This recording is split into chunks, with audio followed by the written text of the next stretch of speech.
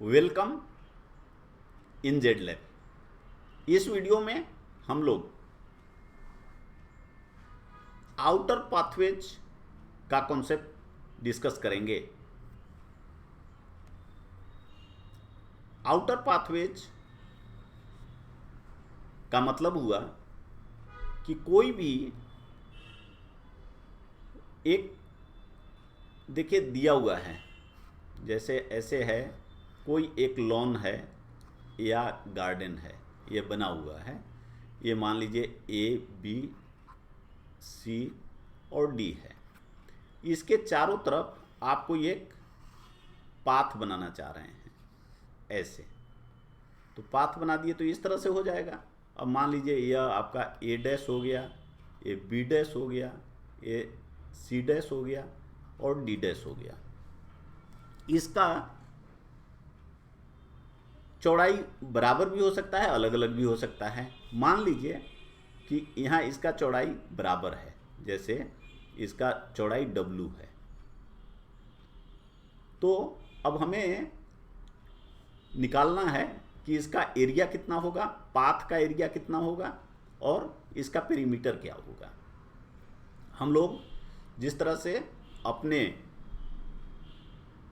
Inner pathways के video में discuss किए थे, बिल्कुल उसी तरह से हम लोग यहाँ पर आउटर पाथवेज का एरिया निकालेंगे।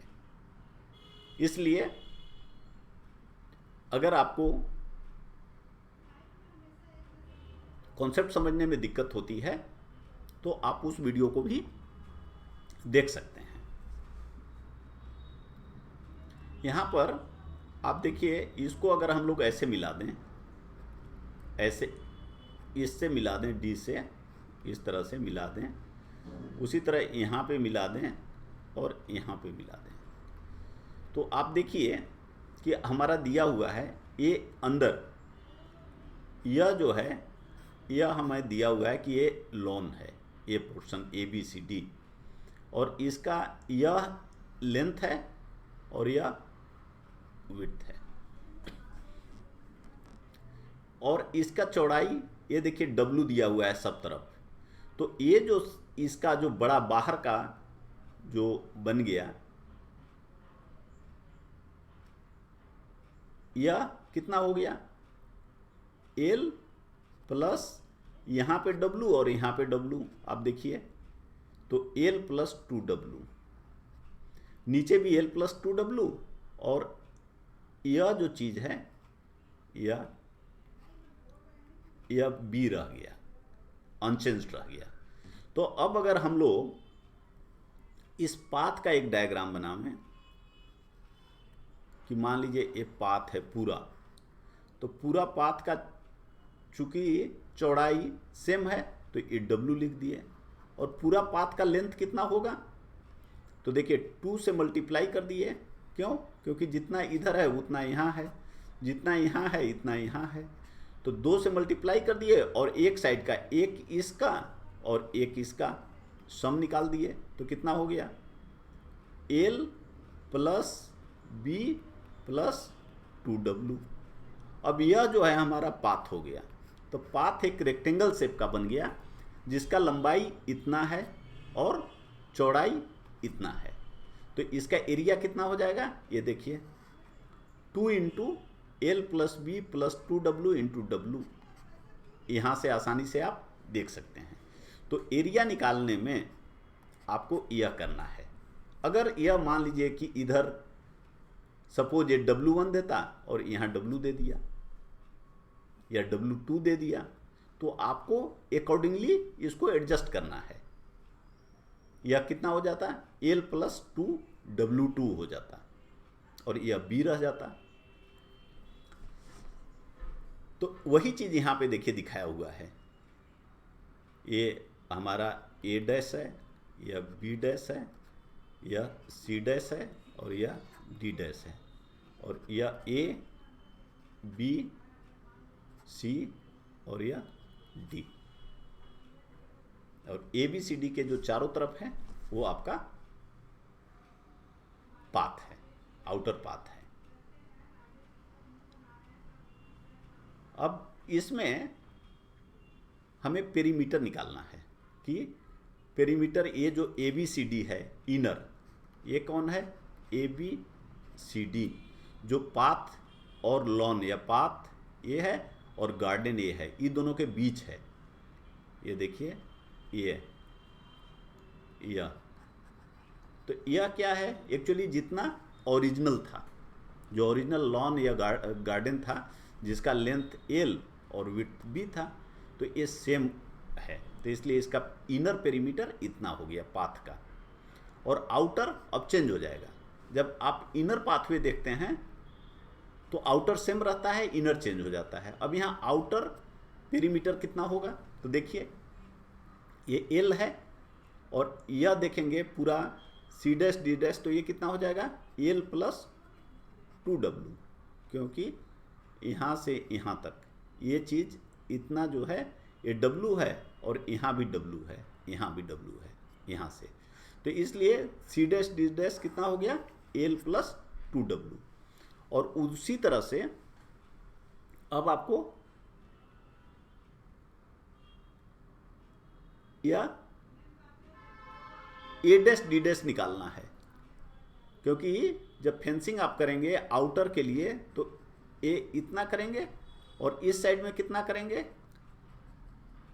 इतना करेंगे, तो कोई इसमें ओवरलैप नहीं है, तो इसका आउटर लेंगे। तो आउटर अब कितना हो जाएगा, यहाँ से यहाँ तक देखिए बी था, ये बी था और इधर भी W है और इधर भी W है, तो ये कितना हो जाएगा B प्लस 2W। तो लिख देंगे 2, क्योंकि दोनों साइड होता है, और ऐड कर देंगे तो L plus B plus 2W या और 2W या 4W हो गया। तो ये हमारा आउटर पेरीमीटर हो गया, A dash B dash C dash D dash. एक चीज़ इसमें आप देख लें, फिर जैसा हमने इनर पाथवेज के केस में डिस्कस किया था, यहाँ भी आप देख लें कि फार्मूला में यहाँ फ़र्क होता है, ये 2W होता है, यहाँ 4W होता है, ये W से मल्टीप्लिकेशन होता है, यहाँ मल्टीप्लिकेशन नहीं होता है, क्योंकि एरिया में आप हमेशा जानते हैं लंबाई गुना चौड़ाई, लेंथ इंटू विड्थ, इसलिए इसमें इंटू मल्टीप्लिकेशन आता है। लेकिन पेरीमीटर में आप जानते हैं कि मल्टीप्लिकेशन नहीं होता है, तो केवल ऐड करते हैं सभी साइड्स को, तो इसलिए तो यहाँ पे देखिए 4W आ जाता है और यहाँ 2W रहता है, क्योंकि जब एरिया निकालिएगा तो यह पोर्शन दोनों में बार में नहीं आएगा, लेकिन जब फेंसिंग निकालिए, जब पेरीमीटर निकालिएगा तो यह लेंथ आउटर साइड आएगा दोनों केस में। तो इसलिए इस केस में जब एरिया निकालते हैं ये 2W रह जाता है, क्योंकि यहाँ पे अगर आपने ले लिया तो इसमें नहीं आएगा, ये इतना ही आएगा। तो इस तरह से आपको फार्मूला याद रखना आसान है, सिंपल तरीके से आप इसको बना सकते हैं, स्केच कर सकते हैं, बना सकते हैं। और कहीं अगर W और W1 साइड पाथ का डिफरेंस दे दिया तो केवल अगर आप फार्मूला याद रखे हैं तो आप गलती कर देंगे, लेकिन अगर आप इस तरह से समझ के कि फार्मूला निकला कैसे है, कॉन्सेप्ट समझते हैं, तो आप आसानी से बना लेंगे।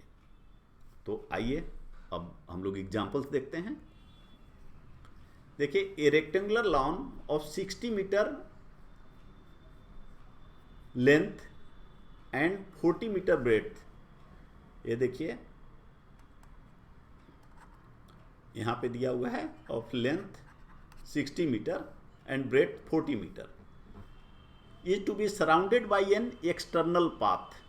अब कह रहा है कि एक्सटर्नल पाथ, बाहरी रास्ता एक बनाना है एक लॉन के चारों तरफ, और रास्ता का चौड़ाई दिया हुआ है 3 मीटर,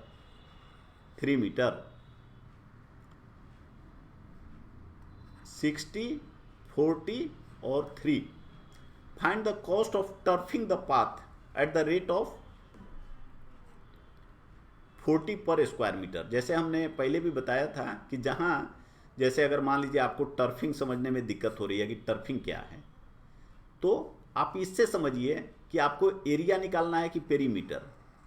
अगर यह रेट पर स्क्वायर मीटर में है तो स्क्वायर पर square metre means metre square जो होता है वो एरिया का यूनिट होता है, तो आपको एरिया निकालना है। अब यहाँ पर मीटर है, तो यह मीटर जो होता है वो पेरीमीटर का लेंथ का यूनिट होता है, तो आपको पेरीमीटर निकालना है। तो इससे आपको हिंट्स मिल जाता है।